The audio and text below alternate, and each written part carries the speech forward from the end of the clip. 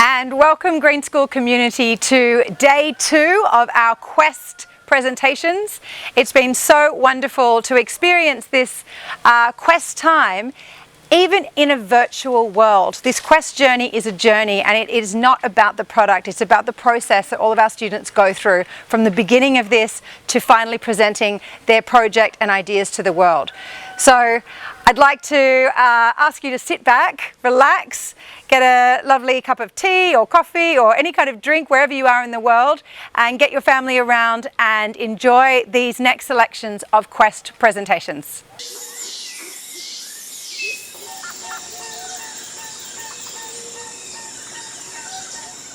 I started my quest with this, a cardboard shoe sole that could barely produce enough electricity to power a tiny LED. But by the end of Quest, I managed to achieve this.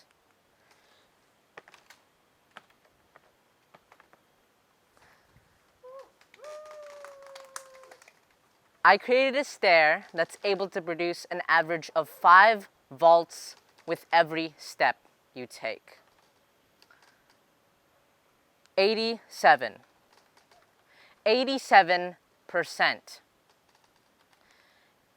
87 out of 100 of the 7.7 billion people living on Earth have access to a reliable source of electricity. And that is a lot of people.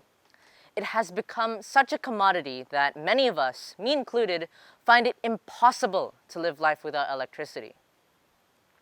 This statistic was taken from Our World in Data, which is a website that is run by the University of Oxford, and they predict that this number is only going to grow.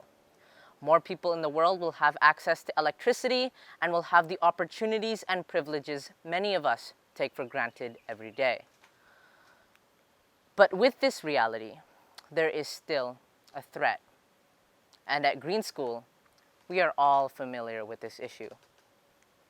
Fossil fuels. We have used quantities so large that if a new society were to start with nothing and try to replace us in the world we live in today, they would never be able to reach the Industrial Revolution. Think about that for a second. Fossil fuels have been linked to so many of today's issues, and at the rate we are consuming, it will only get worse. The more coal we burn, the more oil we mine, the more gas we use, the higher the sea levels will rise, and the more homes of both humans and animals will be destroyed. And with a problem of this size and magnitude, you can't help but feel small compared to it. You're only really one person. What are you going to do about a global, worldwide issue? And that was the question I was asking myself. I wanted to use the time that was provided throughout Quest to really dig deeper and understand the issue, while also potentially creating my own small local solution which could be implemented and replicated, which is why I created a stair that's able to generate electricity. And this idea began from a daydream. I was on the car ride home from school, and my parents and I were discussing potential Quest ideas. Though I tried to distract myself, and I looked out the window and enjoyed the beautiful view, the mountain atop the endless rice paddies. But then, the moment was ruined by a speed bump. The car bounced up and down and continued rushing down the road. But instead of ruining that moment, that speed bump filled me with inspiration.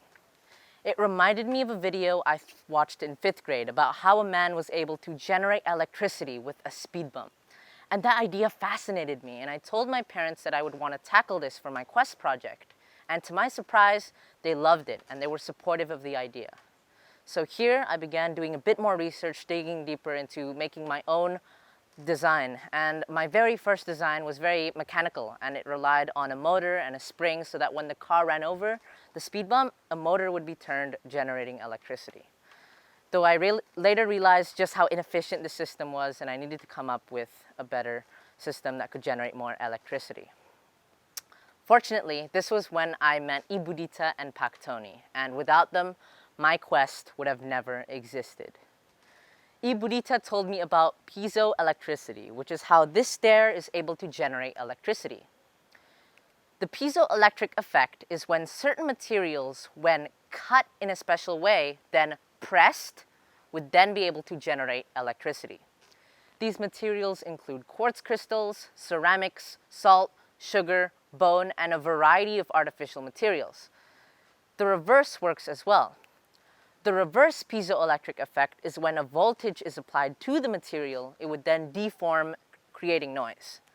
So with this newfound information, I was excited and I did more digging deeper into it, and I wanted to try it out myself. So I bought a few piezo elements to test with Ibudita. I was full of hope and optimism for the experiment, and I couldn't wait to see the piezoelectric effect in action. But when I first pressed down on that piezo element, nothing really happened. The light we connected to the piezo element didn't glow, and the voltage we received was very low as well. And now I began to become very concerned because I had spent so much time looking into this method and buying materials, I couldn't afford to look for another method. But luckily, Paktoni showed me a design online that I could replicate, and I did my best to do so, and the cardboard shoe sole worked. We got a flash from the LED, and the hope and optimism for my project flashed right back into me as well. The reason this cardboard shoe sole was able to generate electricity was because of this. This is a rectifier bridge, and what this does is it stabilizes the current, making it better for an output, which is why the light was able to glow. And from that we gathered that this cardboard shoe sole was able to produce a maximum of 2 volts of electricity, an average of 1.4 volts. And now, filled with excitement, I began to work on a stair prototype. I realized just how long it would take to make a speed bump. It would have to withstand the elements and would have to be strong enough to go against the weight of a car, and that would take a very long time and a lot of effort. So instead, I created a stair prototype, and that's what it looked like. It was, there were a lot of issues and flaws with the design, but that later dictated the final design to make it as aesthetically pleasing and as efficient as possible. Now I began to work consistently with Ibudita, coming up with a plan and creating a budget for my materials. I would later pitch this budget to the project hub and they would confirm it, meaning I could begin work on the stair. Working on the stairs was a very tedious process. A lot of cutting, drilling, hammering, soldering. It was repetitive, but I had a lot of fun. And because of this, the iHub would become my home for the next 3 weeks. I would spend as much time in the iHub as possible, spending time at lunch, at break, staying up at school till 7 p.m. just to get more hours into this project. After lots of effort, hours, I would finally conduct my final test on this stair. I would set foot on it for the first time to see how much electricity it would produce. We got a decent voltage, and then I tried to get a visual representation, but I was devastated. The LED wouldn't glow, and nothing happened. This left me boggled, because if 8 piezo elements on the cardboard shoe sole could power an LED, then why couldn't 65 on this stair, which was over 8 times that amount, not be able to? This was confusing. But this was also the last week of school, which meant the break was to come and the iHub would be closed, so I would have to bring this project home. But then, just like governments worldwide, the coronavirus caught me completely off guard. What I thought would be a break then became a very, very long time. And because I worked so hard on this stair, I wanted to relax and really enjoy this break. But with every second not spent working on this stair, the idea that it was unfinished haunted me. I became very lazy, I procrastinated heavily, and I felt useless. Though I looked back to myself and remembered just how much this stair had meant to me and all of the hours I put into it. I couldn't let it go to waste. I had put so much effort into this and I needed to do my very best. I wouldn't let a pandemic be the excuse of my failure. And so I began troubleshooting with Ibudita again, figuring out the issue in the stair and how I could fix it. We found that because I had connected each column of piezo elements in series, then switched it up to parallel to connect it all together, that messed up the voltage. So I had to create 13 more rectifier bridges to stabilize the current. This meant that there was a lot of glue gunning, wire cutting, material buying, experimenting, and soldering. But this time, all of it was at home. What I did different was I tried to enjoy the time I spent working on the stair and savor the moment, because if I hadn't rushed initially, I could have avoided a lot of the issues that I encountered now.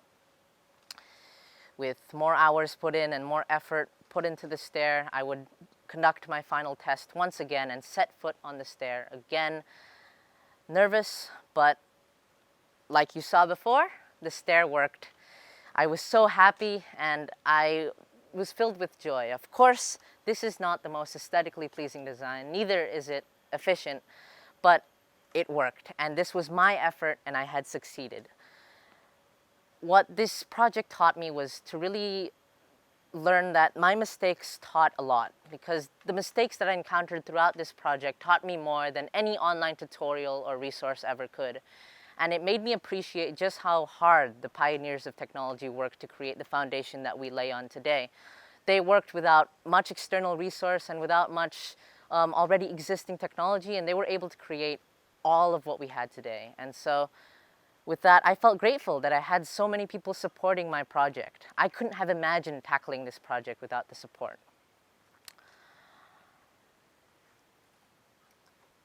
Though I am not finished with this stair.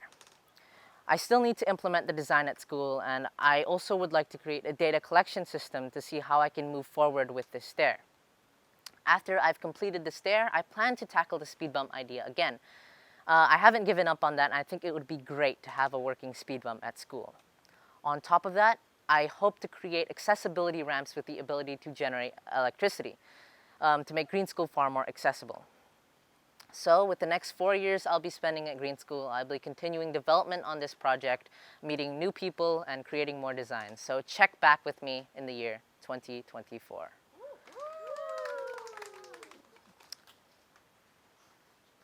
I thought I had known everything about fossil fuels prior to the work of my project, and I thought I knew about the negative impact it had on our environment and society.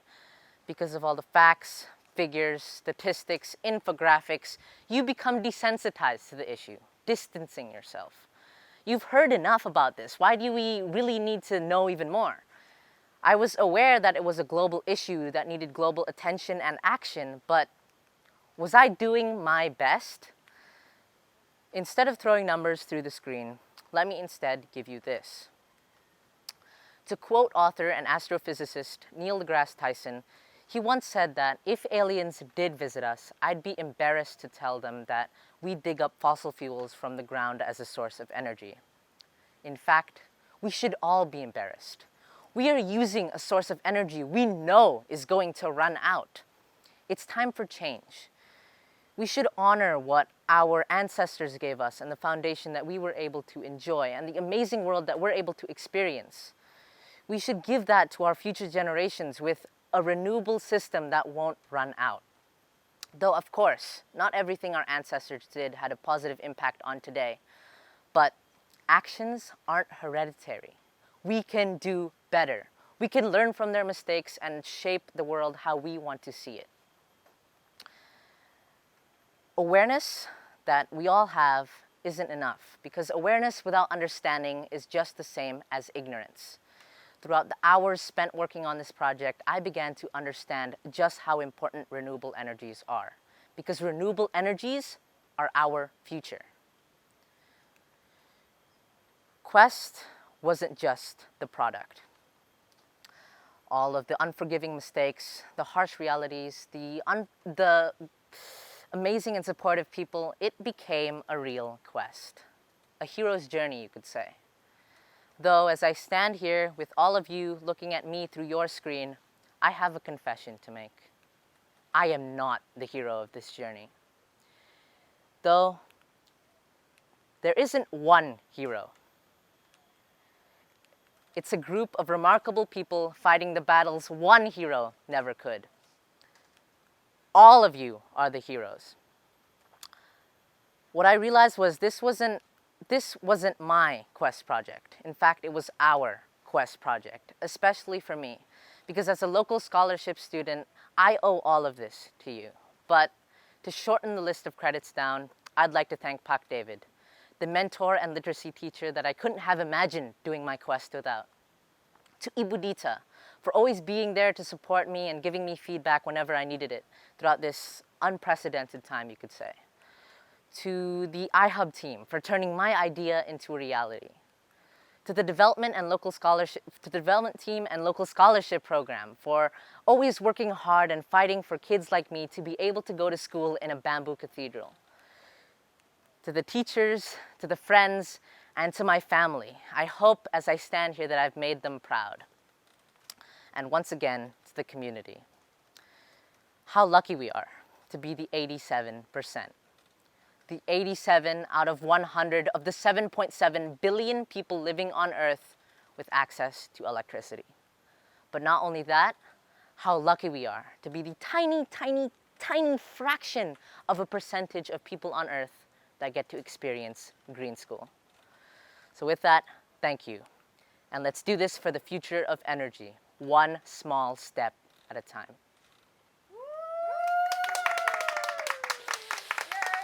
Great.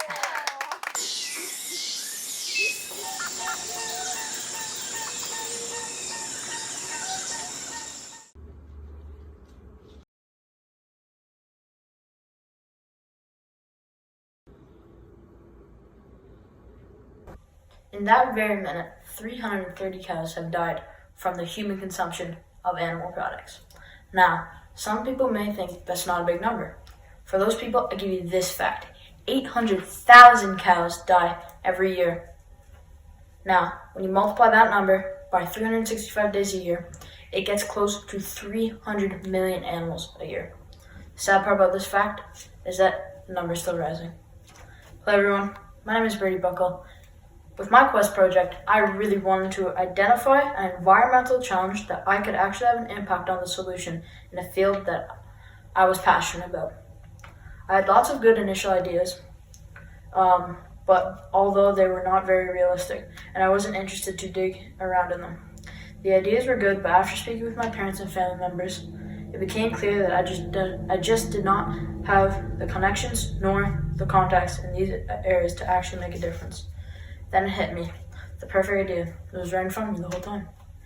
I thought of an idea in the area that it was possible for me to make a difference, and I was already passionate in doing this type of work. The environmental impact of the world's overconsumption of meat products was going to be the theme. My parents run a business called Hickey Farms. I'm sure the people from North America know these brand of retail stores. For 55 years, this business has been built around the traditional summer sausage meat product. But just this past year, they introduced a vegan beef jerky product. To test consumers' reactions, they wanted to see how it would sell compared to the traditional products they offer. Within days, it cleared the meat alternative product was a home run.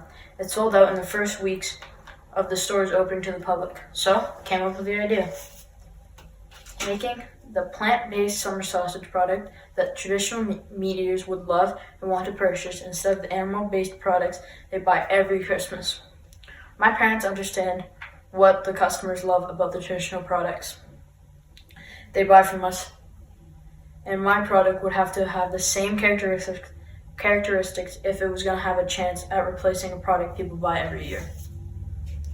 I'm sure you're wondering how I'm going to make a plant-based alternative and how does it impact. Well, before I tell you my recipe secrets, first let me tell you how plant-based meat alternatives are better in several different ways than factory farming meat. First off, scientists from the company called Beyond Meat have concluded that plant-based meat uses 45% less energy inputs to make the same amount of volume of the finished product.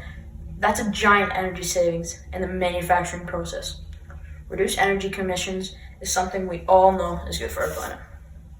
Another great fact about plant-based meat is that the product cycle of meat alternatives releases 90% fewer greenhouse gases into the environment than a traditional processing operation. 90%, it's a huge difference. Did you know that if you cut out 1 pound of meat from your diet for 1 month, you will save the amount of water you would use in your personal consumption over a 6-month period? The United States of America on its own uses 6.4 trillion gallons of water every year in its factory farming industries. This seems crazy. We all know that fresh water is a precious natural resource and that we must conserve it.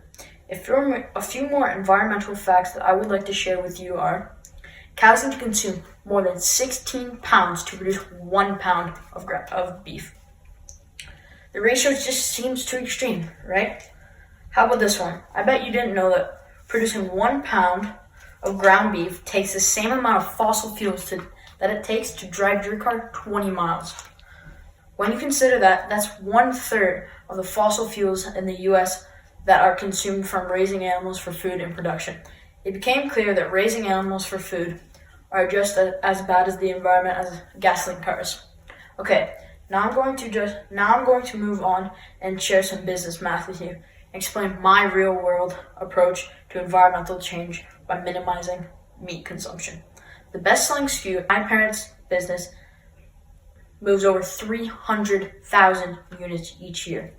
And each of them, they weigh 30 grams. That's a total weight of nearly 1 million pounds in just one item. My research tells me that it takes 2,500 gallons of water to produce 1 pound of meat. My research tells me that from the sales data that my dad shared with me, that 1 million pounds of meat are sold in a single item. If I multiply 1 million pounds by the amount of water it takes to require that much beef, we get a shocking number of 2.5 billion gallons of water. Math is a great way to put things into context. It starts to become clear that even a small shift in people's buying habits can contribute to a real change in the environment. Now we can come to the most difficult part of my quest: to produce a product that can compete with a well-established top-selling product. This part of my project has been a massive culinary experiment that I have enjoyed a lot. I love to cook and be in the kitchen. Eating and cooking are literally like my two favorite things. I knew that I had the skills to properly research and prepare a food item. So the hunt for ingredients and flavor combinations that I could find locally in Bali or shipped into the school began. Several things came clear when finding ingredients I needed to ship was limited, and none of the technical products I required could be found at Pepito or Carrefour. I had no choice but to compromise and use the next closest thing I could get to make my test recipes. And guess what? They all sucked! The flavors were on point. I nailed that. It was easy. Spices are so plentiful here in Bali. The most critical part of a recipe was the texture or mouthfeel of my product. I found out that texture is very scientific and not so healthy. Things are used to create in textured and plant alternatives. This is where my recipe development kind of got into a halt. I just didn't want to use these chemical ingredients that are incredibly common binders in processing. These binders are what give the plant-based meat the animal meat-like texture. The good news is that my research on the web is telling me that manufacturers are showing product labels that include chemical binders. I have been trying to purchase these foods and products online at home in Canada, but now Amazon and our Canadian grocery stores are either sold out or on back order for 8 weeks plus. Sourcing products for the last 2 months has been impossible, so my quest journey is going on. Maybe my new understanding of chemical binders in food will bring about new ways of doing things. Maybe, just maybe, this is the beginning of my grade 12 green thumb. Thank you.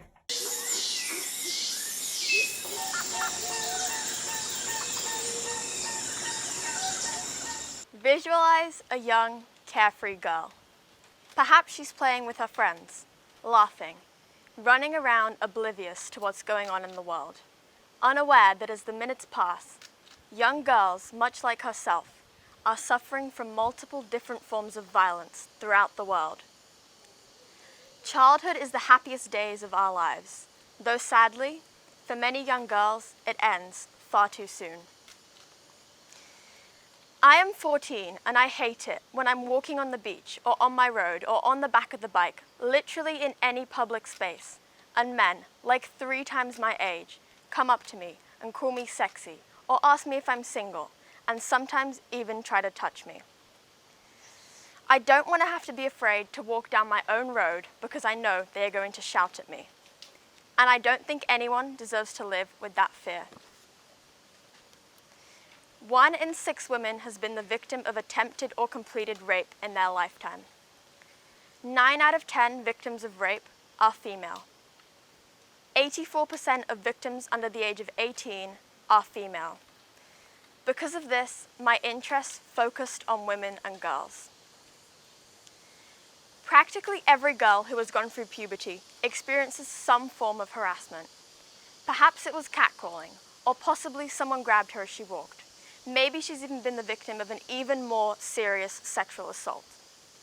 This is an issue that concerns girls in every single country. In Pakistan, for instance, a girl is considered a woman as soon as she hits puberty, around 12. She is old enough to be married and possibly raped by her husband, with no defense from the police and no one to turn to for help. However, we should not fool ourselves into thinking that this is an issue that only concerns countries and cultures removed from us.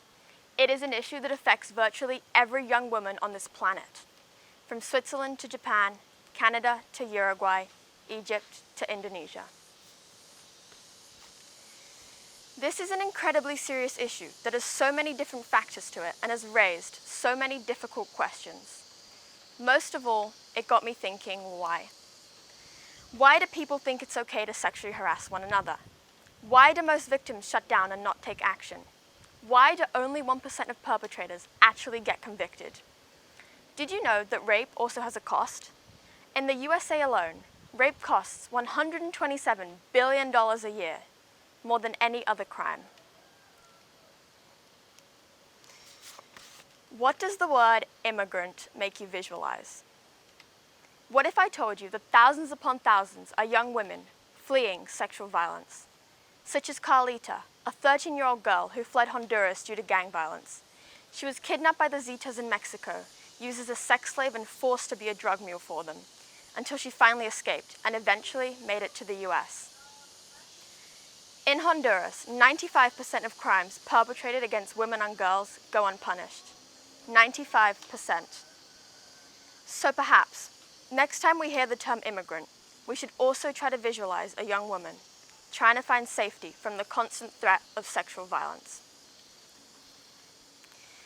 The cases I have talked about here represent the absolute worst in harassment and assault, and we are fortunate here at Green School to live in a supportive and inclusive community, which hosts events such as V-Day, an event which aims to empower young boys and girls to help stop the issue of sexual violence.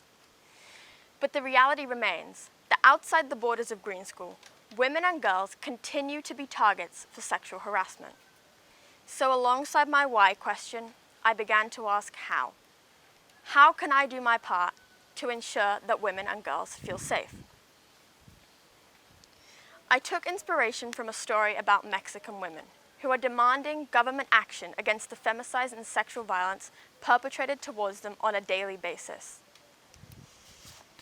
At this year's International Women's Day, tens of thousands of women chose not to appear in classrooms, stores, offices, and streets to protest the issue of gender violence.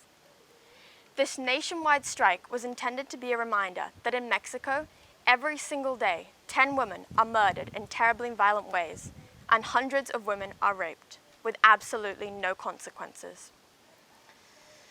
The non-appearance of women in public spaces was intended to show that the 10 women that disappear by the day are gone forever.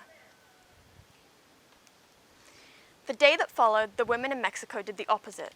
They stormed the streets carrying signs and banners, screaming mantras and anthems to get their demands heard, demanding for the police to investigate femicides, demanding for perpetrators of sexual violence to be imprisoned, demanding equal pay.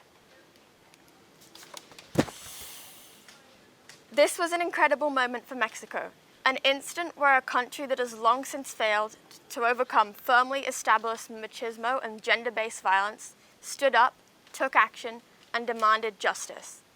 women finally broke the silence and demanded an end to this brutality. The situation in Mexico shows this severity. Women are dying at the hands of men, and as a young woman, I do not want to live in fear. The main idea behind my project is safety. We are tackling what's happening worldwide every single day, while trying to figure out, where does this all begin? No single person can end a huge problem like this, but what if we can start by avoiding places that are reported locations of assault? Hollaback is an app where you can anonymously report a location where you came across any form of sexual harassment. Once you report an incident where you either witnessed or experienced sexual abuse, it appears onto a map. Other people can click onto any reported location of assault displayed on the map, read stories of incidents, and know what streets need to be avoided, which areas are unsafe. This website helps increase awareness and a sense of security. It's also a really great place to share your story, to know that other people understand what you've been through and support you.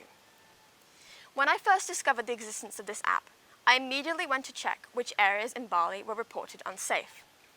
And that's when I found out that Bali didn't have a map set up. And that's when I knew that for my quest, I should create a Hollaback map for Bali. A big part of the initial process of my project was collecting stories to get the map started. I started around green school, doing presentations, one-on-one talks, and sending out surveys to collect data. But still, collecting stories was exceptionally difficult due to the fact that even in green school, no one wants to talk about what they have been through.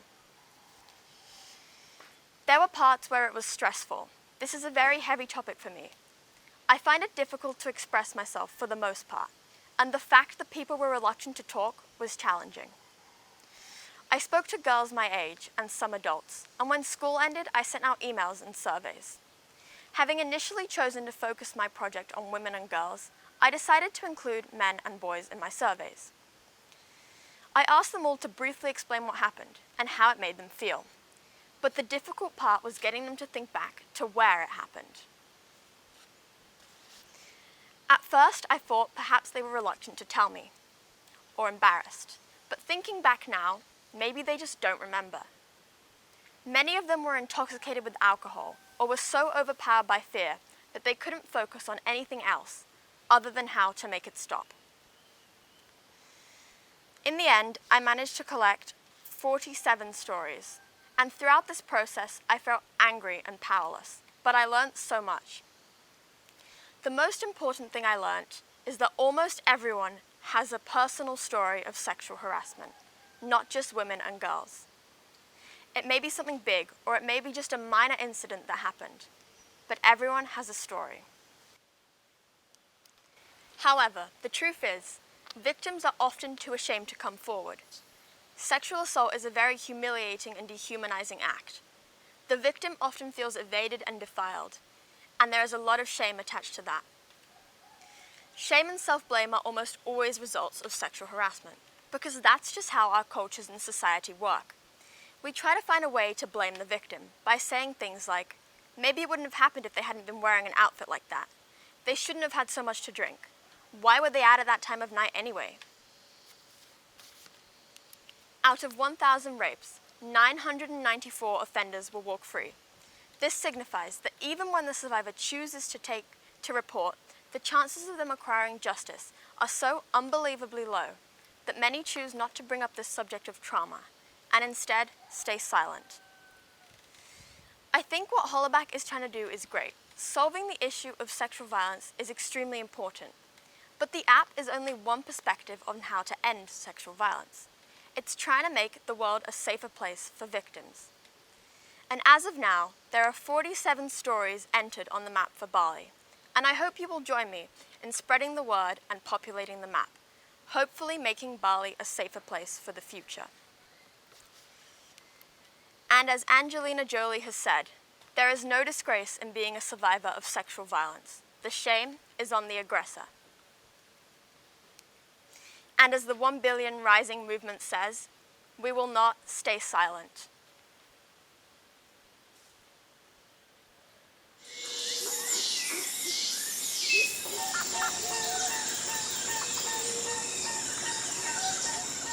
Everyone, please put your phones away. Yes, you. You two behind the screen. Thank you. Teachers always ask students to close their computers, but I used to see it sometimes taking so long that the teacher would approach the student and close it for them. Adults love to say that kids these days are too attached to these screens. But let's be clear, we're all too attached to these screens. In a way, I am the student, but I'm trying to acknowledge myself with new perspectives. I am too attached to my phone. That's why I decided my quest would be a quest no other teenager would want to do, surviving 3 weeks without any interactions with any screens. In the book Screen Schooled by Joe Clement and Matt Mills, two veteran teachers, they said that in 2017, the average time a tween spends on their phone is 6 hours a day. 6 hours a day is equal to 90 days every year. In other words, it's 3 months taken from our lives per year. Now, think of the future. Think of how much time we'll spend on our screens in the future. Wow. So I said I'm super attached to my phone. Well, I am, but I don't want to be. I do want to, but not as much as I currently do. These devices are draining us. For instance, I used to always skate when I was at the skate park, but now I'm on my screens for half the time. These screens are taking away my creativity and make me want to do less things. Plus, I'm usually on apps like Instagram and YouTube, apps that lock your brain into them. Once I start, I stay on it for a while. I don't want to go on these apps. It's more like I feel I have to go on them. I'm not learning anything from these apps, but I could be learning about space, the ocean, and so much more. Documentaries. Do you think most 13-year-olds would want to watch documentaries instead of play video games and watch skate videos? No. When I go on YouTube, I usually go through the homepage. And there's usually a video I like, because the YouTube algorithm knows which videos I like to watch. Once I click on it, I'm hooked. When the video ends, a new video pops up.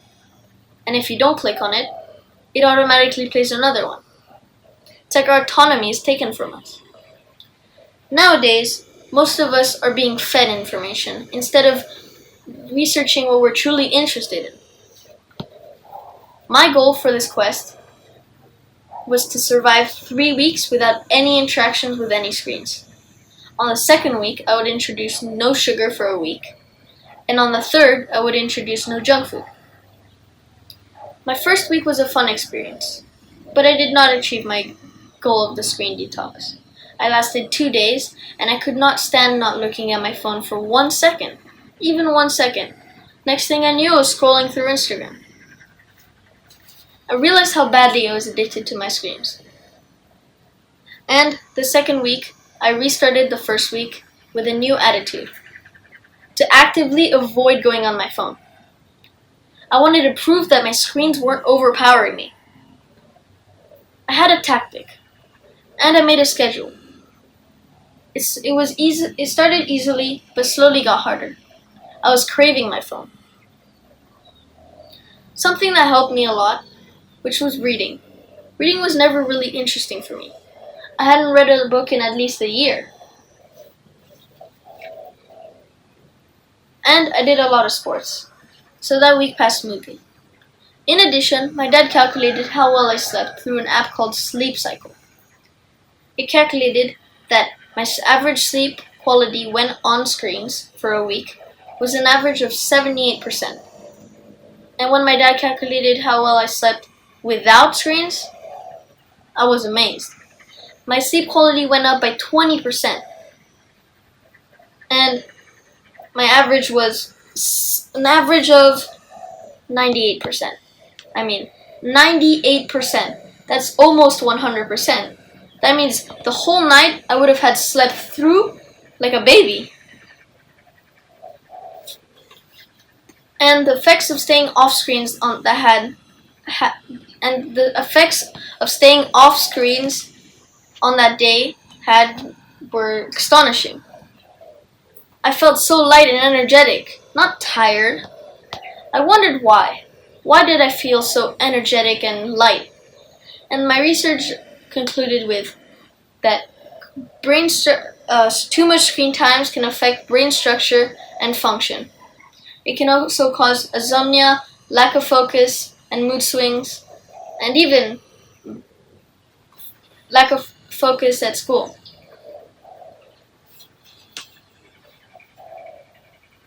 Because our brains are still forming at a young age, what we do on a daily basis to stimulate it is so important. Like, not to mention the kinds of habitual behavior we create for ourselves for the future that we might stick to for the future. Like checking our phone when we wake up, instead of looking out the window and looking at the beautiful weather and nature first. Even moving your body, shaking your body, stretching, and doing a little cardio. When we spend too much time on our screens, we tend not to develop the right social skills, the proper social skills to become a better human. I remember spending a week with my friend that I had not seen in a year, 365 days. It was fun, we saw each other, and during that week, he was constantly going back and forth through his games. When the time had come for me to leave, he just simply waved goodbye, playing his game, did not even turn around, and just, without a word, just goodbye. And that shocked me. I was shocked, knowing he knew that we would not see each other for another year. Again, the effects of too much screen time. I faced some obstacles during this project, some which were harder than others. But for me, there were two in particular. One time I actually went to an Alphamart, a store with full of junk food and sweets, and I bought a bag of chips. At that moment, I realized, do I really want this? Do I want to end my quest and just for a bag of chips? A little bit of pleasure? No. Was I craving it? Yes. But I ended up giving it to my driver. I didn't want my quest to just be ruined. The second time, it was when I was at my friend's house. Everyone was on their screens, and I was so frustrated I couldn't go on mine. I nearly looked over to watch, but I ended up staying off screens. When I go to a restaurant, there's usually a couple sitting next to me, and when I look at them, they're usually on their screens, and they don't even talk to each other. That scares me. I don't want everyone just to be on their screens. I want to talk, play cards, have fun. Anyways, the best part of my project was the no sugar week. It was so much easier than I thought. But there were some struggles. I was constantly surrounded by sweets, junk food, at the skate park, at my friend's house, and even at school. When I look back at my project now, after Corona, or during this Corona time, I've realized I'm back to being on my screens a lot. So, are we controlling our lives, or are screens controlling us? I think we should all try 1 week without any interactions with any screens. It's a challenge, but it's worth it. Trust me. You get to experience a new sensation. A sensation of being able to accomplish new things. A sensation of being able to do a bunch of things because you have the time to do them. Most adults in this room have spent most of their lives without screens. Their childhood, their adolescence, and now they haven't. So this message is for all of you. Get off your screens and spend some real quality time with your family. I've learned there's a lot of things to learn if you just listen and talk. Thank you.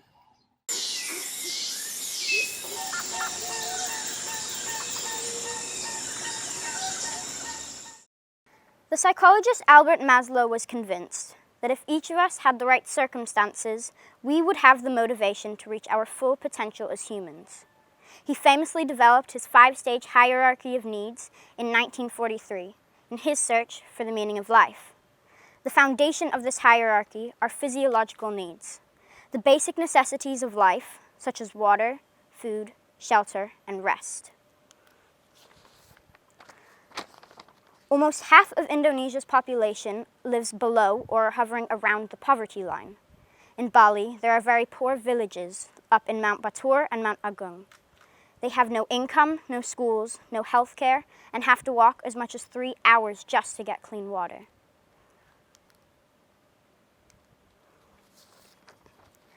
After the Agung volcano eruption in 1963, water supplies were cut off in these villages and they had no choice but to come into the city and beg for survival. Survival became even harder after the financial crisis in the 1980s. This has led to 3 to 4 generations of children begging for sometimes 12 hours a day, all of them at risk for malnourishment, abuse, and sex trafficking. In the past, Green School's high school students, teachers, and parents have worked with various organizations providing safe houses for families living on the street. Ibu Kim Far was invited by her son to help out one year. When that safe house closed down, Ibu Kim and an extraordinary woman named Ibu Diandra joined forces to set up Bali Street Mums Project in 2015. Bali Street Mums Project is a registered nonprofit organization. They focus on nutrition, provide medical care, education that can lead to a future, and a safe place to live. Most importantly, they empower mothers to make their own living and have control over their finances. They started out in a one-room shack and have since helped to empower over 400 women and children. Ibu Diandra is the director, a child psychologist and social worker. Her life experience and expertise are critical to all parts of the organization on a daily basis. Every day, 2 of the mothers, Ibu Naya and Ibu Bunga, cook a highly nutritious breakfast for over 60 children and at the safe house and the surrounding slum area. For some of the kids in the slum area, this is the only nutrition they will get all day. Ibu Diandra also helps the children obtain birth certificates so they legally exist in the eyes of the Indonesian government and are able to attend school. The women are taught skills to create products they sell, and 100% of their earnings go back to them. They make beautiful jewelry, hand-sewn dolls, and glass cups made from old bottles. Their items get sold at the Green School Farmers Market and the Canggu Sunday Market. For my quest, I contacted Ibu Kim and Ibu Diandra to see how I could help. Originally, I was going to collect toys and clothing to donate. However, Ibu Kim sent me a list of what they needed, and that was not a priority. Instead, I chose to make 2 bunk beds because it looked like a more important thing on the list. This is one of the beds in the huts where some of the mothers and children live. 4 children, a baby, and their mother would sleep on this mattress. When the rainy season came, the Denpasar rivers would flood their hut. This would cause the mattress to mold, rot, or age much quicker than a well-protected one. My family had a bunch of recycled wood, and I put the word out that I needed some help. I was lucky enough that 2 Green School parents responded. Pak Dave, an experienced contractor, and Ibu Trish, who put me in contact with Pak Stefano and Pak Yona, 2 local builders. Together, we transported the ironwood to Green School to prepare it for building the beds. My main role was coordinating the logistics for the building of these beds and assisting in the sanding and painting. There were some setbacks, but I was amazed with how willing people were to help. It felt really good to be part of a group project, and here is our result. Ibu Kim told me that many people come with good intentions and even start projects. However, fewer people actually follow through with them. That made me extra motivated not to let them down, especially when Ibu Kim and Ibu Diandra had given me so much of their time. When we organized the toys and clothing, I noticed how many of the toys were broken. I was told a lot would arrive in that condition. In fact, sometimes the clothing that is donated is in such bad shape or moldy condition they need to pay to have it discarded. It made me think I want to be much more thoughtful about how and what I donate. This quest has been a constant reminder of the excess in my life, and I learned a lot of things. I want to grow the existing relationship between Green School and the children of Bali Street Mums. Ibu Diandra wants to make the safe house feel much more like a cozy home. And if you have any skills that would be helpful, please don't hesitate to contact Bali Street Mums. My next commitment is building some tables for the safe house. Another critical need are smartphones for their safety and locating missing children. Ibu Johanna is the chief of police in Denpasar. She works with Ibu Diandra to rescue children that have been assaulted, abducted, and to apprehend the abusers. Phones also allow the families to stay connected and learn online. If you have an extra smartphone or tablet, please consider donating them. Bali Street Mums project is succeeding at providing the circumstances that will allow women and children to reach their potential. These kids want to be teachers, doctors, policemen, policewomen, filmmakers, and more. When their mothers are asked what they dream for, it's that their children have an education. I will leave you with Iko's story, a future filmmaker. He was begging on the streets for 8 years before he and his mother came to Bali Street Mums project. After only 1 year of attending school, Ika came second in the national math exams for age 14. That's in all of Indonesia. Government officials were so inspired, they want to provide him with a scholarship to attend university one day. If we all did a little bit of good wherever we are, those little bits of good put all together would overwhelm the world. A big thank you to my teachers, Ibu Diandra, Ibu Kim, Ibu Trish, Pak Dave, and all my teachers. Oh, and my parents. Thank you.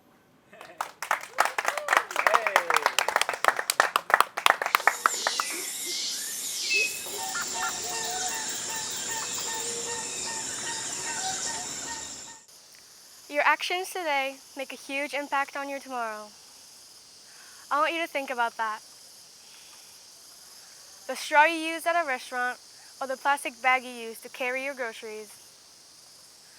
Something that we only use for a couple minutes in our lives can make a lifelong impact. We produce 280 billion kilograms of plastic every year. The number is so large that it's hard to understand how much it actually is. By weight, it equals to 170 million cars, 50,000 elephants, and 30,000 Eiffel Towers. 7.3 billion kilograms of those plastic flows into the sea. Out of all the plastic debris that end up in the beaches and the oceans, flip-flops are one of the most commonly found trashes on the beaches, especially in Bali. Flip-flops are ubiquitous in the warmer climates as they're easy, cheap to produce, and long-lasting. I wanted to use something that we humans have direct contact with and something that I can incorporate in a surfboard. And so, I chose flip-flops. We use them for a while, but once it breaks, we throw it away, unaware of all the consequences and the damage it can cause. The need to save our ocean has become more urgent than ever. We are producing more and more of this hazardous material every day called plastic. In a year, an average person uses approximately 163 kilograms of single-use plastic, and these numbers are expected to keep rising as the population increases. So, why should we care? It's not like it's affecting our day-to-day lives, or so you may think. Plastic is everywhere, in the food we eat, the bottle we drink out of, and even the air we breathe. An ocean activist, Emily de Sosa, states it's estimated that 67% of the seafood we consume contains plastic. Meaning, if you are a regular seafood eater, you could be eating up to 11,000 pieces of plastic every year. And not only are we consuming plastic, but we are also absorbing all the additional toxic chemicals that the plastic takes in while traveling through the sea. Developing countries like Indonesia produce a countless amount of plastic every day due to its affordability. This can be a problem when these places don't have the adequate infrastructures to manage their waste properly. It's a shame that we are ruining beautiful islands like Bali by the second. Bali can offer so much to us, and especially the waves they provide are out of this world. The photo shown on the slide is a picture taken of Kuta Beach here in Bali last year. I've been surfing for almost 4 years now, and I've noticed the vast pile of plastic floating around in the ocean grow over the years. It's heartbreaking to think that I'm one of many who are harming the ocean. So, the question I asked myself was, how can I utilize my love for surfing to make a positive change in our local environment? I decided to start from the basics, the most basic part of surfing in fact, a surfboard. In olden days, surfboards are made of heavy wood and were carved by hand. Nowadays, while anyone can still make wooden surfboards, the sport has evolved to surfers wanting to surf a lighter, more high-maneuvering board. Modern-day surfboards are made of fiberglass with a foam core, then coated in polyester resin.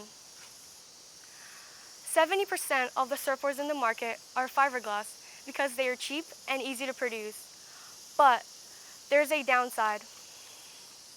These materials used to build fiberglass surfboards contain toxins that can be a danger to one's health and can leach into the environment, posing a threat to marine life.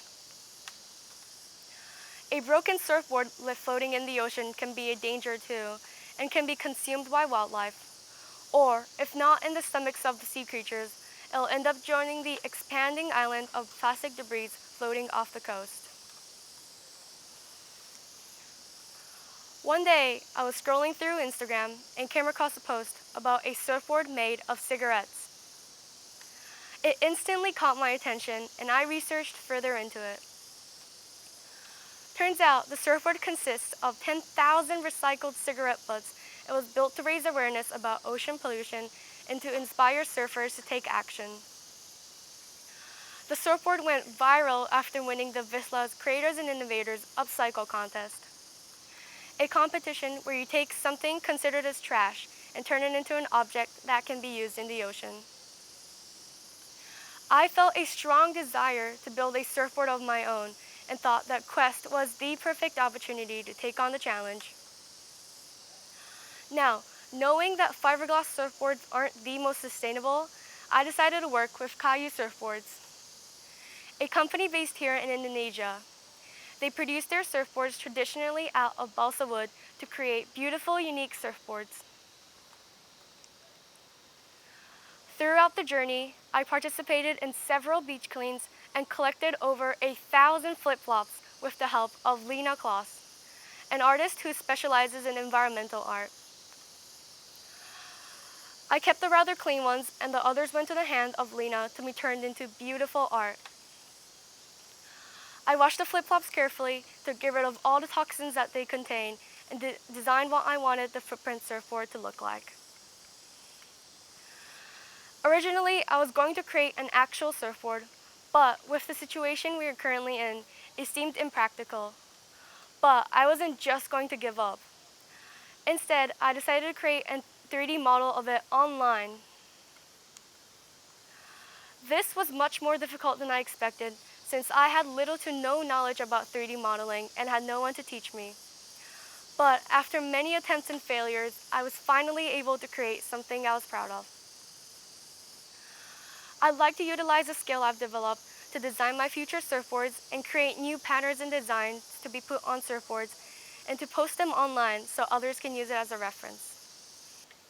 It's easy to lose sight of the good news amongst all the negative stories you hear about the threats the ocean is facing, from the growing marine pollution to the dying coral reefs.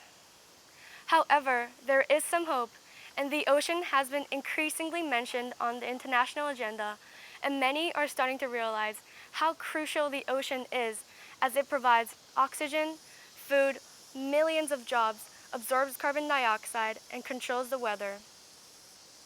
2020 could potentially be a glorious year for the ocean as governments and industries are taking actions to be a part of the solution.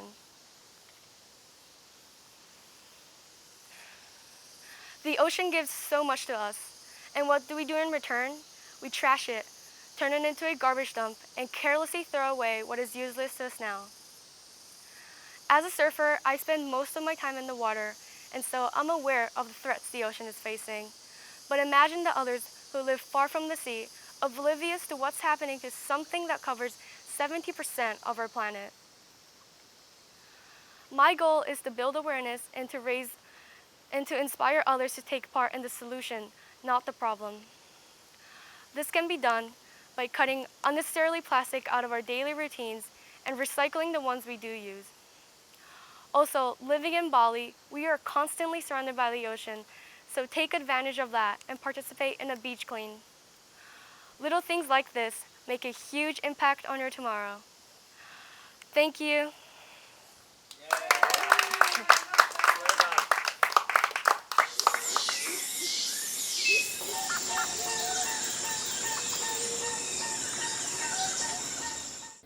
Anger, disgust, fear, happiness, sadness, surprise. These are the 6 primary emotions that we all experience and that everyone in the world can understand. This isn't just my opinion. Anthropological studies have shown that you can portray these emotions to any society on Earth and they'll be able to identify them. However, life seems a little more complicated than these 6 primary emotions, doesn't it? Why did I choose this subject of speaking about my emotions for my quest? I did this because I couldn't find peace in myself. I couldn't comprehend what was happening in my body. So many different feelings were experienced in my mind. It was weird at times. I was definitely not prepared for these sensations, and nobody had really warned me that they would happen. I would often have panic attacks, and the feeling that I felt when I was having them were unbearable. It was pain starting from the bottom of my feet all the way up to my head, contracting my stomach and making me want to curl up. It did not feel as if it was me. The fun and happy child that I once was no longer there. It felt like someone else was inside of me, a sort of shadow that would control me. I was so scared I couldn't speak. Everything around me was so blurry. My body was so shaky. One minute I'd be awake and the other I'd be fainting. I just wanted it to stop. But I realized that for it to stop, I needed to understand what was causing this in the first place. This is when I went on a research for various ways to control emotions, so they could no longer control me. I want you to consider what you think about when I say the following 3 words: non-violent communication. We all know what violent communication is. It's a way of speaking aggressively and violently. So when you think of non-violent communication, you might think of a way of speaking calmly and quietly. But it's way more than that. While using non-violent communication, you'll be able to communicate at a deep level of understanding without letting your emotions get the better of you. As founder of MVC, Marshall Rosenberg said, MVC requires us to be continually conscious of the beauty within ourselves and others. MVC is a 3-step technique: observe, feeling, need. Observe the situation. What is happening around you? What has been said or not said? What has been done or not done? What has been seen or not seen? I want you to change the point of view from where I am and try to observe the situation. I'm stuck at home filming my Quest project on a camera because of a global pandemic. Once you've observed the situation, it'll be much easier to identify what you're feeling. Think to yourself, what am I feeling? What are the sensations inside of my body? Now, I want you to try to find out what I'm feeling.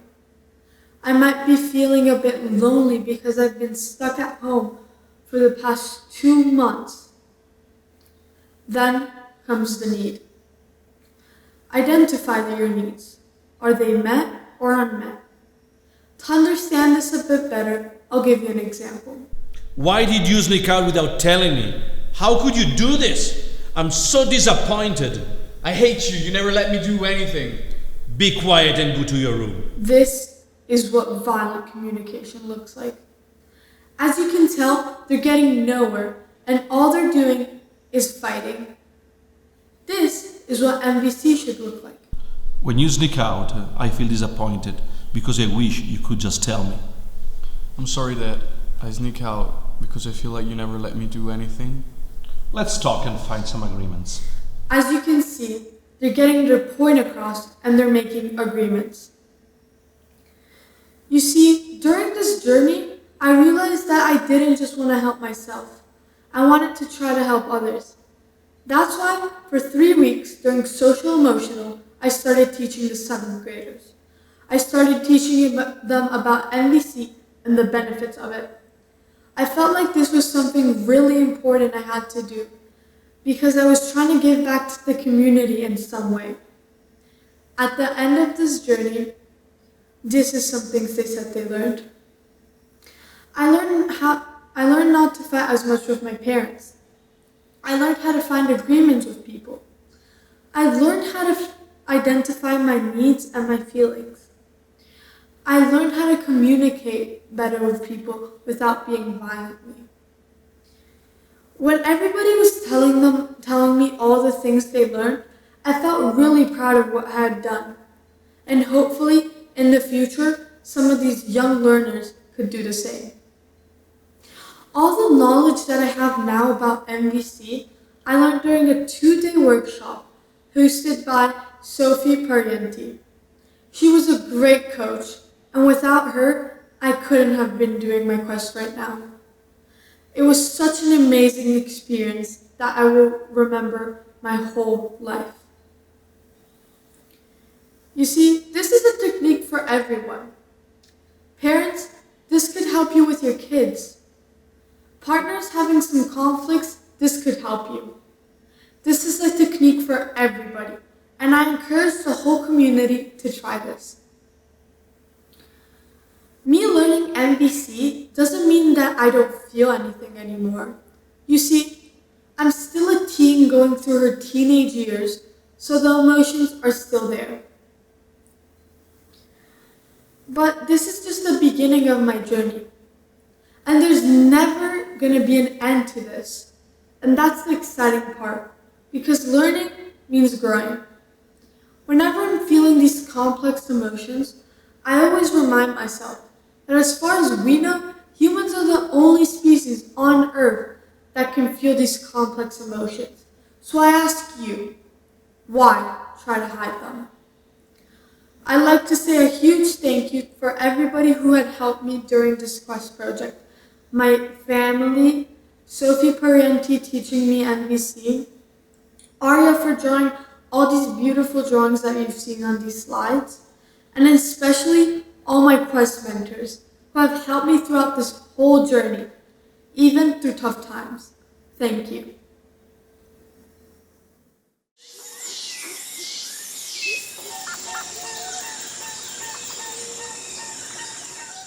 What if I told you that we have another animal on our planet that can use echolocation to have near X-ray vision?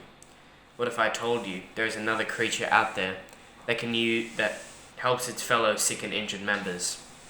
What if I told you there's another creature out there that gives themselves their own unique names? Now what if I told you these creatures are being slaughtered and exploited for money on a daily basis? You may be wondering what creature I'm referring to. Dolphins. This is Rambo, a dolphin rescued by the amazing people at Dolphin Project, an organization I help to raise money and awareness for. Rambo is just one example of hundreds, if not thousands, of dolphins who have been kept in cruel, captive conditions for the sake of our entertainment. The Dolphin Project helps rescue, rehabilitate, and if possible, release dolphins back into the ocean. My quest is to help the Dolphin Project. Ever since I can remember, I've always been curious about life that lay below the ocean surface. I've always wanted to become more educated on one issue I've never stopped hearing about: dolphin slaughter. When I found out just how bad the dolphin situation was for dolphins in captivity, I felt sympathy for the creatures, but 10 minutes later, I wasn't even thinking about it. How could I forget about something so drastic so quickly? It's almost as if we can be introduced to an issue that can be downright awful, and in some cases even directly affect those close to us. And as much as we hate to admit it, we forget. We might sympathize with people or animals that are affected by this issue, yet we are so quick to move on and forget about it. This is something I knew affected nearly everyone. Let me ask you this. Are you going to remember what I am saying right now in 10 minutes? Think about it. If the answer is no, that's completely normal, and I would do the same. However, just because it's something we all do, doesn't mean we can't prevent ourselves from doing it. Why should I care? This is a completely understandable question to ask, as the death of dolphins doesn't necessarily affect most people. But this is why you should care. Dolphins are so intelligent to the point that it makes me believe they're quite possibly the most interesting and unique animals on the planet. Why are we choosing to ignore the slaughter of one of the most one-of-a-kind creatures on the planet? Even if you don't like dolphins as animals, you can't ignore the pain and suffering they experience. In dolphin shows, they are horribly exploited and kept in chlorinated pools, causing dolphins to go blind and lose their teeth. Even if they are released after being a part of a dolphin show, they won't be able to survive without their eyes and teeth, meaning they will have to be put in specially built pens just to survive. But at the very least, this is a step closer to their natural habitat.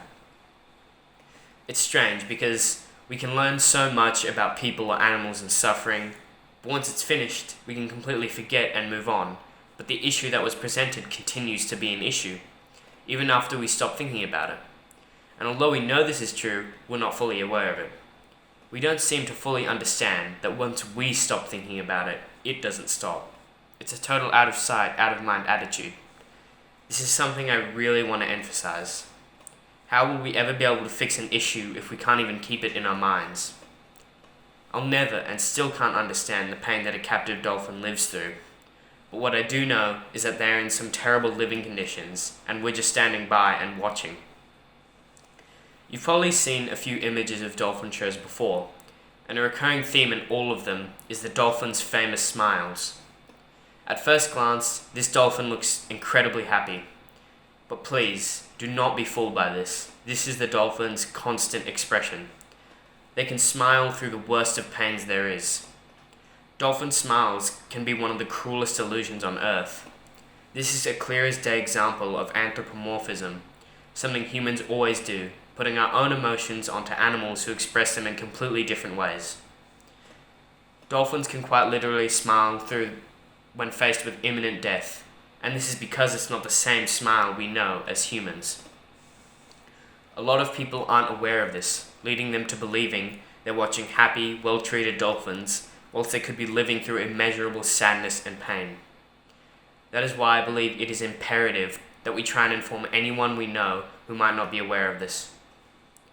The dolphin smiles could quite possibly be one of the biggest factors to play into the success of dolphin show companies as a whole. They can so easily exploit this beautiful novelty that dolphins have, and the fact that they can profit so easily off of downright torturous treatment is horrible. Why is something so horrifying so easy to ignore? We all need to understand that dolphins are some of the most majestic, unique, vibrant creatures in the world. How can dolphin show companies afford to purchase one of the most incredible creatures on the planet for a potential $150,000, but they can't even afford to provide them with decent living conditions? And it's not only dolphin shows that are the problem. Dolphins face other huge problems. The town of Taiji alone kills 22,000 cetaceans every year, the majority of them being dolphins. But we can't ignore the other cetaceans, like whales. I believe the killing of whales in certain places goes even more unignored and unacknowledged by people.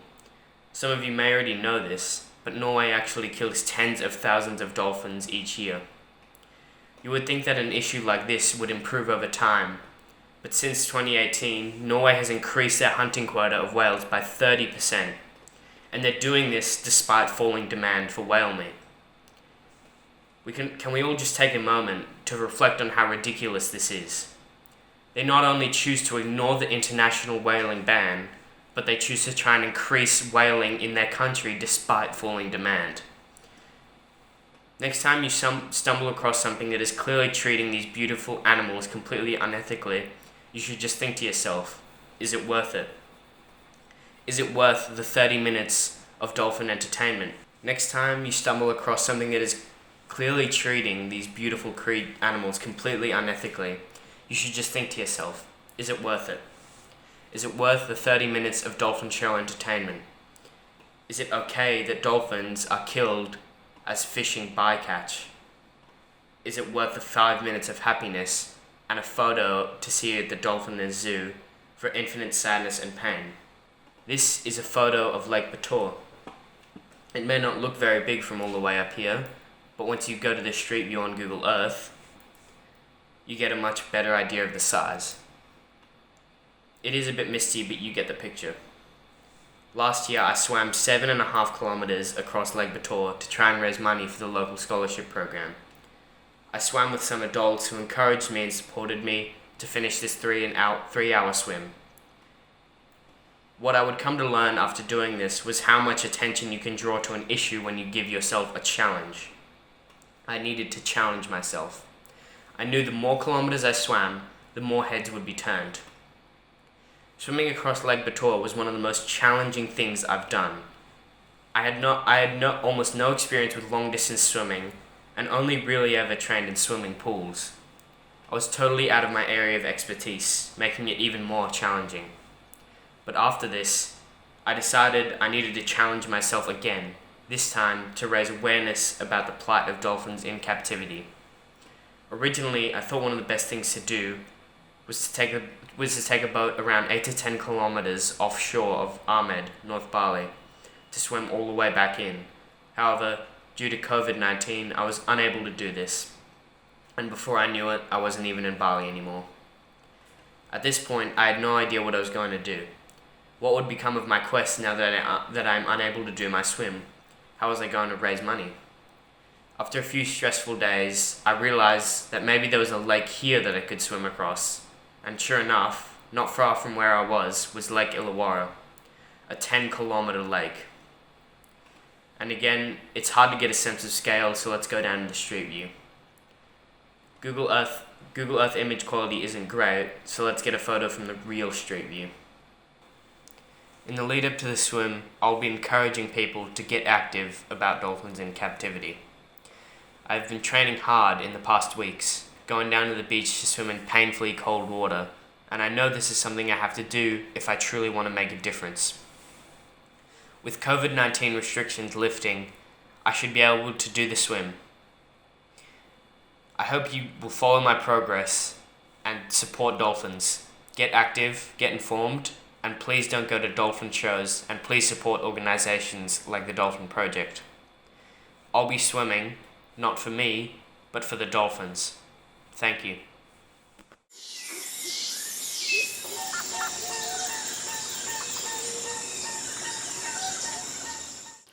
Imagine a plant that can reduce methane emissions from ruminant animals by 90%, absorb 10 times more carbon than trees, help with ocean acidification, and provide a sustainable habitat that assists in food production. Maybe this plant is something you see often, maybe even something you step over and don't give a second thought. What if I told you that this plant is actually seaweed?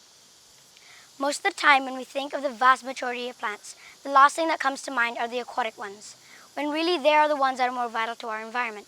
The oceans produce most of the world's oxygen. About 70% of it comes from seaweed and microscopic algae from the oceans. Now, let's have a look at some of the things that contribute to our carbon emissions. For example, we have electricity, heat, industry emissions, and our transportation, such as cars and planes. One other main contributor that most of us know of is methane.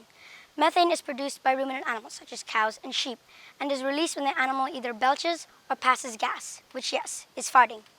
Cattle and other ruminants produce about 37% of the world's methane. Cattle alone produces 25%. Since the Industrial Revolution, 20% of the warming of the planet can be attributed to methane. That is from the National Geographic. According to Dr. Kinley, who is a research scientist with the CSIRO, all seaweed can reduce methane a little bit. But this one can reduce it almost completely. He is talking about the Asparagopsis taxiformis, a red seaweed that is native to the shores of Queensland, Australia, and New Zealand. America consumes 450 million kilograms of beef just at McDonald's each year, which is less than 4% of America's total beef consumption. This also does not include the 9.5 million dairy cows. When we think of sustainable eating, we think of going vegan as the main solution. But I am not here to change people's eating habits, but to find solutions for existing dietary norms. We need an evolution, not a revolution. We need bigger solutions that are achievable but effective. There are already some companies making these small changes. For example, there is Greener Grazing, who is an Australian organization that focuses on growing the Asparagopsis taxiformis to help with methane reduction. Here is a little video explaining a little about the Asparagopsis taxiformis. Ruminant animals, that is the 3 billion cows, goats, and sheep on the planet, are responsible for releasing vast amounts of methane into the atmosphere, which has a warming effect greater than all of the world's cars, planes, and ships combined. Our growing appetite for meat has turned livestock production into the largest source of man-made methane emissions, a potent contributor to climate change. As odd as it may sound, getting cows and sheep to belch less may be one of the most significant opportunities to combat global warming. What if we could solve this agricultural challenge through aquaculture? Imagine a world where low methane beef is made possible by seaweed farming. Scientists at James Cook University recently discovered that a type of red seaweed known as Asparagopsis taxiformis has unique natural properties that stop methane production in the guts of ruminant animals. Swapping 2% of a cow or sheep's diet with Asparagopsis seaweed could virtually eliminate their enteric methane production. Also, research has shown that it's safe for the animal and may even improve their health. But ruminants require an enormous amount of feed, so we're going to need a whole lot of seaweed for those 3 billion animals. So far, Asparagopsis has yet to be reproduced or farmed at scale. That's where Greener Grazing comes in. Greener Grazing is a groundbreaking project that is working to develop reliable and sustainable methods to cultivate Asparagopsis. When I first heard about a type of seaweed that could help in methane reduction, I was interested, since my dad has been working with cows for 18 years, since he was 18, which means he has been in the cattle industry for over 30 years. I wanted to know what its other benefits were and what I could do to make it a bigger solution.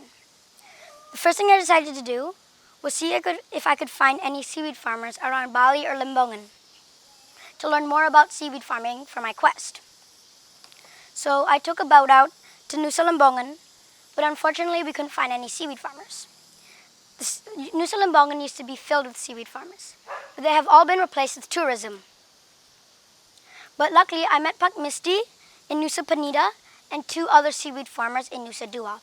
I asked them questions like what is the most common type of seaweed and what it is used for, and what it is commonly used for. The most common type of seaweed is the red katoni and the green katoni. It is mostly used for cosmetics and food such as agar-agar, which is a type of gelatin that is made from seaweed. I also decided to join Ibu Steph's high school bio class, where we went to go see Pak Misti as a class. We learned how to grow seaweed. It is grown on long pieces of string called tali ris. With that information, we brought back live samples of the seaweed back to the Greensville campus to grow them in tanks. But to get more information on the Asparagopsis itself, I decided to email Dr. Kinley.